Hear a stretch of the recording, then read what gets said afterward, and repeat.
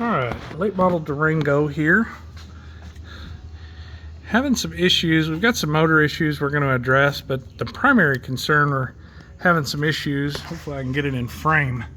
As anybody can see, we got a pretty hefty fluid leak. Up top here, we have those quick connect fittings.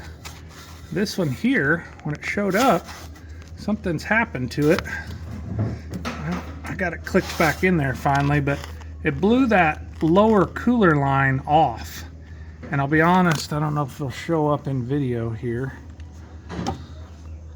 Forgive the lighting. There's a certain amount of metallic that is showing up in that fluid.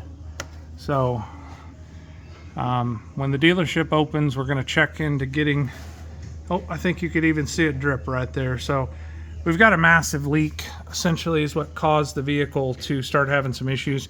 I need to get the leak taken care of, get some new fluid in there, and test the system to see what we have or we don't have. So again, we do have a little bit of engine work that we're going to do to it due to some ticking noise, which it's a 3.6 Pentastar engine, which anybody that's been around those or done much work on them knows that they have a cam and lifter kind of, I don't want to say pattern failure, but it's almost maintenance, I guess, every 150 to 200,000 depending on how you take care of it.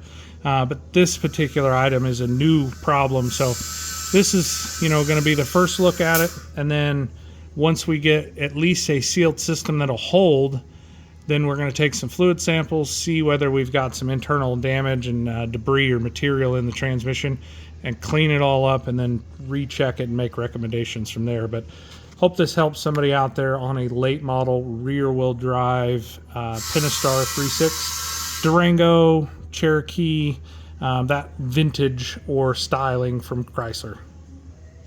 Hope this helps.